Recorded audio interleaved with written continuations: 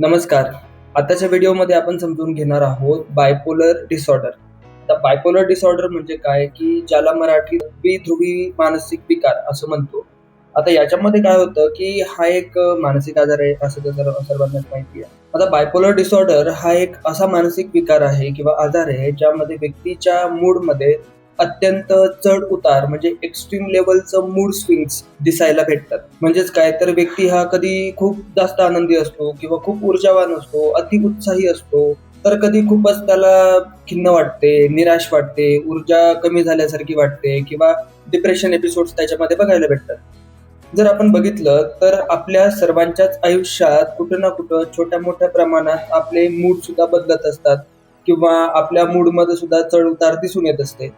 पण bipolar disorder हा खूप वेगळा आहे. आता याच्यामध्ये काय होतं, तर व्यक्तीच्या मनात खूप तीव्र इंटेन्स असतात, जे की खूप जास्त काळ टिकतात. ते काही दिवसांपासून, तर काही आठवड्यांपासून, तर काही महिन्यांपर्यंत सुद्धा ते टिकू शकतात. आणि त्याचा जो परिणाम आहे, त्या व्यक्तीच्या किंवा रुग्णाच्या दैनंदिन आयुष्यावर आपल्याला दिसून येतो. आता यामध्ये मुख्यतः 2 फेज म्हणजे 2 टप्पे बघायला भेटतात. याच्यामध्ये आहे मॅनिया म्हणजे मॅनिक फेज.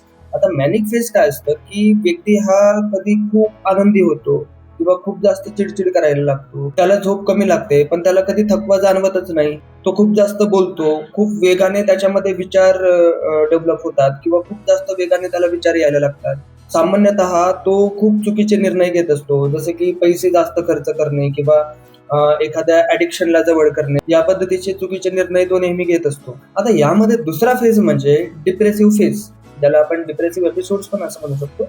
तर या फेजमध्ये काय होतं, की व्यक्तीला खूप जास्त उदास वाटायला लागते. त्याला खूप त्याच्या लाईफमध्ये त्याला निराशा यायला लागते, निराशा वाटायला लागते. काहीही करण्याची त्याच्यामध्ये इच्छा निर्माण होत नाही. खूप जास्त झोप किंवा खूप कमी झोप येणे, या पद्धतीचे लक्षणं येतात. तसेच त्याच्यामध्ये आत्मविश्वासाची कमतरता नेहमी दिसून येते. जर आपण ही गोष्ट उदाहरणानुसार समजून घेतली, तर एखादा अमोल नावाचा व्यक्ती आहे. तो खूप उत्साही असतो. खूप नवीन-नवीन योजना तो तयार करतो. खूप जास्त प्रमाणात बोलतो. झोप कमी येते त्याला. कधी-कधी तो विचार न करता खूप पैसे खर्च करतो. यालाच म्हणतात मॅनिक फेज. पण काही दिवसांनी तोच अमोल खूप शांत होतो, उदास होतो, कोणाशी तो बोलत नाही. त्याच्या कामात त्याला रस येत नाही. स्वतःमध्ये त्याला नकारात्मक विचार यायला लागतात. खूप जास्त त्याच्यामध्ये अशक्तपणा दिसून येतो. तर हा असतो डिप्रेसिव्ह फेज. अशा प्रकारचे जे मूडमध्ये बदल होतात व्यक्तीचे, तर यालाच आपण म्हणतो बायपोलर डिसऑर्डर. त्याच्यामध्ये 2 फेजेस असतात. जसं की मी सांगितलं, एक मॅनिक फेज आणि एक डिप्रेसिव्ह फेज. आता हे का होते, हे थोडंसं आपण समजून घेऊया, की आपल्या मेंदूमध्ये जे न्यूरोट्रान्समीटर्स असतात, त्याच्यामध्ये जर का इम्बॅलन्सिंग दिसून येत असेल, तर बायपोलर डिसऑर्डर सारखी लक्षणं व्यक्तीमध्ये दिसून येऊ शकतात. सेकंड म्हणजे हेरिडिटरी किंवा अनुवंशिकता आपण त्याला म्हणतो. तर अनुवंशिक कारणाने सुद्धा बायपोलर डिसऑर्डरचे लक्षणं व्यक्तीमध्ये दिसून येऊ शकतात. सोशली जर का विचार केला तर ताणतणाव असेल किंवा त्याच्या जीवनातले खूप जास्त मोठे बदल असतील, तर यामुळे सुद्धा व्यक्तीच्या बिहेवियरमध्ये बायपोलर डिसऑर्डर सारखी लक्षणं दिसू शकतात. बायपोलर डिसऑर्डर हा पूर्णतः उपचार योग्य आजार आहे. या आजारावर उपचार अवेलेबल आहे. जर व्यवस्थित आणि चांगल्या पद्धतीने व्यक्तीचा उपचार झाला, तर व्यक्ती पूर्णपणे नॉर्मल जीवन त्याचं जगू शकतो. पुढच्या व्हिडिओमध्ये आपण जाणून घेऊ, की बायपोलर डिसऑर्डरचे प्रकार किती आहेत, बायपोलर डिसऑर्डरचे लक्षणं काय-काय आहेत आणि बायपोलर डिसऑर्डरवर उपचार काय आहेत. तोपर्यंत नमस्कार.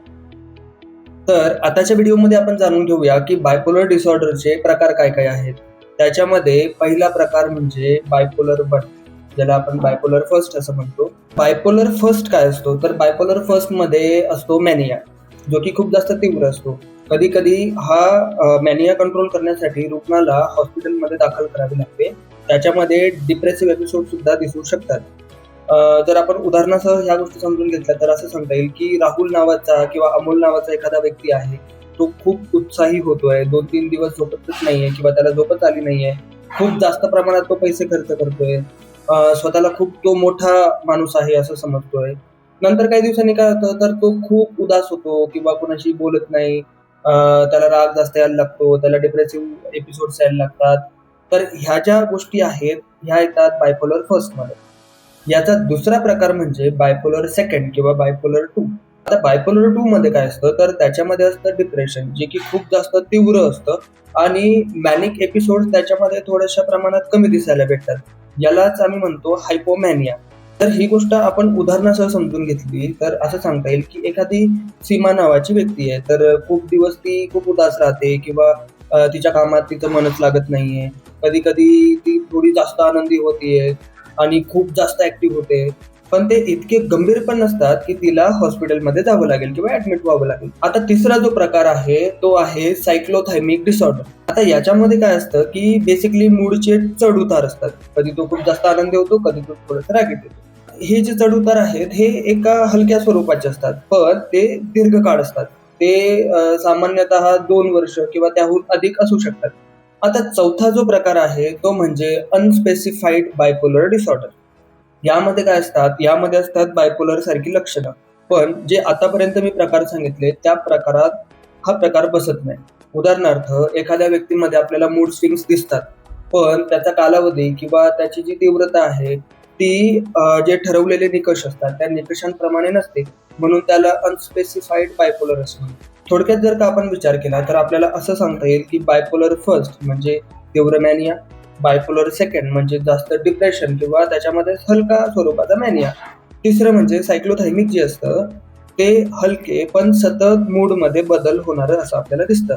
जर का आपण बायपोलर डिसऑर्डरच्या प्रॉपर लक्षणांचा विचार केला तर याच्यामध्ये असं सांगता येईल की व्यक्ती हा खूप जास्त बोलतो, त्याला झोप कमी येते, 2-3 तास झोपून सुद्धा त्याला असं फ्रेश वाटायला लागतं. स्वतःबद्दल त्याच्या मनात खूप मोठे-मोठे विचार येतात, जसं की मी खूप मोठा माणूस आहे, मी असा आहे, मी तसा आहे, मी हे करेल, ते करेल. अशा पद्धतीचे विचार असतात. तो खूप जास्त पैसे खर्च करण्यावर भर देतो. बऱ्याचदा रिस्क घेतो आणि त्याच्यातच तो अडकतो. त्याचं लक्ष जे असतं ते पटकन बदलत असतं. त्याचा स्वभाव चिडचिडा पद्धतीचा बनलेला असतो.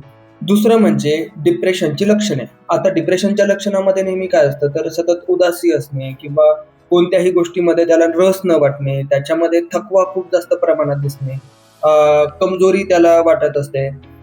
त्याला खूप जास्त झोप येते किंवा कमी झोप येते, त्याला भूक कमी लागते किंवा अति जास्त प्रमाणात भूक लागते. स्वतःविषयी असा विचार करणे की मी आता काहीच उपयोगाचा नाहीये, माझं जीवन व्यर्थच आहे, माझ्या जीवनात अशा कुठल्याच चांगल्या गोष्टी घडत नाहीये. त्याचबरोबर अशा व्यक्तींना आत्महत्येचे सुद्धा विचार येऊ शकतात. तिसरं म्हणजे मिक्स सिम्प्टम्स म्हणजे मिश्र स्वरूपाची लक्षणं ह्या बायपोलरमध्ये दिसतात. एकाच वेळी मॅनिया किंवा डिप्रेशनची लक्षणं सुद्धा याच्यामध्ये दिसू शकतात. आता पुढच्या व्हिडिओमध्ये आपण डिस्कस करणार आहोत की बायपोलर डिसऑर्डरवर उपचार काय काय आहेत. तर आताच्या व्हिडिओमध्ये आपण डिस्कस करणार आहोत की बायपोलर डिसऑर्डरवर उपचार काय काय आहेत. तर बायपोलर डिसऑर्डर हा जो मानसिक आजार आहे हा पूर्णपणे उपचार योग्य आहे आणि योग्य उपचाराने बायपोलर डिसऑर्डर हा नियंत्रणात आणता येतो. आता औषधोपचारामध्ये डॉक्टर त्याच्या लक्षणांच्या आधारानुसार त्याला औषधं देऊ शकतात. त्याच्यामध्ये समावेश होतो मूड स्टेबिलायझर्सचा. मूड स्टेबिलायझर काय करतात की त्याचा मूडमध्ये बदल होऊ देत नाही आणि त्याचा मूड हा स्थिर ठेवण्यासाठी मदत करतात. सेकंड म्हणजे अँटीसायकोटिक औषधं. आता याच्यामध्ये मॅनिक एपिसोड कमी करण्यासाठी अँटीसायकोटिक औषधं डॉक्टर देऊ शकतात. तिसरं म्हणजे अँटी डिप्रेसंट औषधं. आता अँटी डिप्रेशंट औषधं का देतात की डिप्रेशन जर असेल तर ते डिप्रेशन कमी करण्यासाठी डॉक्टर अँटी डिप्रेशंट औषधं देऊ शकतात. औषधांसोबत सायकोथेरपी सुद्धा तेवढीच इम्पॉर्टंट असते. तर याच्यामध्ये आहे कॉग्निटिव्ह बिहेवियर थेरपी. तर कॉग्निटिव्ह बिहेवियर थेरपी काय करते तर त्याच्या मनातले जे नकारात्मक विचार आहेत किंवा जी नकारात्मक विचारसरणी त्याची आहे ती सकारात्मक बदलण्यासाठी कॉग्निटिव्ह बिहेवियर थेरपी ही खूप महत्त्वाचा रोल प्ले करत असते. दुसरं म्हणजे सायको एज्युकेशन. तर सायको एज्युकेशन काय आहे, यालाच आम्ही रिअलायझेशन असं पण म्हणतो की त्याला जो आजार आहे तो आजार समजून घेण्यासाठी किंवा त्या आजाराबद्दल त्याची समज वाढवण्यासाठी त्याला सायको एज्युकेशन देणं सुद्धा तेवढंच गरजेचं असतं. तसेच कौटुंबिक समुपदेशन असेल, पेशंटचं समुपदेशन असेल किंवा फॅमिली थेरपी असेल, या सगळ्या गोष्टींच्या माध्यमातून कुटुंबाला किंवा त्या व्यक्तीला समज देण्यासाठी ह्या पद्धतीने उपचार करायला लागतात. यापुढचं महत्त्वाचं म्हणजे जीवनशैलीत बदल करणे. याला आपण लाईफस्टाईल चेंजेस पण म्हणतो. याच्यामध्ये काय होतं की नियमित झोप किंवा 7 ते 8 तास व्यक्तीने झोप घेतलीच पाहिजे. त्याच्या जीवनातला जो तणाव आहे किंवा तणावासारखी सिच्युएशन आहे, ही सिच्युएशन त्याच्या जीवनातली कमी झाली पाहिजे. नियमित त्याने व्यायाम केला पाहिजे. कुठल्याही पद्धतीचा नशा असेल, जसं की अल्कोहोल असेल किंवा इतर ड्रग असेल किंवा इतर तंबाखूयुक्त पदार्थ असतील, तर असे पदार्थ घेणं त्यांनी नेहमीच टाळलं पाहिजे. कधी-कधी रुग्णामध्ये तीव्र पद्धतीचे लक्षणं दिसू शकतात. त्यामुळे त्याच्यामध्ये डिप्रेशन किंवा मॅनिक एपिसोड जर का जास्त असतील किंवा तीव्र असतील किंवा स्वतःला तो इजा करण्याचा प्रयत्न करत असेल तर त्याला हॉस्पिटलमध्ये ऍडमिट करणे अत्यंत आवश्यक असते. त्याच पद्धतीने ECT म्हणजे इलेक्ट्रोकन्व्हल्सिव्ह थेरपी ही थेरपी सुद्धा रुग्णांना दिली जाऊ शकते. खूप गंभीर डिप्रेशन किंवा औषधांचा फायदा झाला नाहीये किंवा होत नाहीये तर ह्या सिच्युएशनमध्ये इलेक्ट्रोकन्व्हल्सिव्ह थेरपी देऊ शकतात. पण एक महत्वाची गोष्ट म्हणजे आता बायपोलर डिसऑर्डर हा जो आहे हा पूर्णपणे कधीही बरा होत नाही. पण योग्य उपचार जर त्या व्यक्तीला मिळाला तर बायपोलर डिसऑर्डर हा नियंत्रणात आणता येतो. जर आपल्या आजूबाजूला किंवा आपल्या प्रियजनांमध्ये बायपोलर डिसऑर्डर सारखी लक्षणं जर कोणामध्ये दिसत असतील तर नक्कीच संपर्क करा Shantiban mental health care centre, Vadgaon Budruk आणि कात्रज, पुणे. तर भेटूया पुढच्या व्हिडिओमध्ये. जर हा व्हिडिओ आवडला असेल तर नक्कीच लाईक करा, कमेंट करा आणि फॉलो करा. धन्यवाद.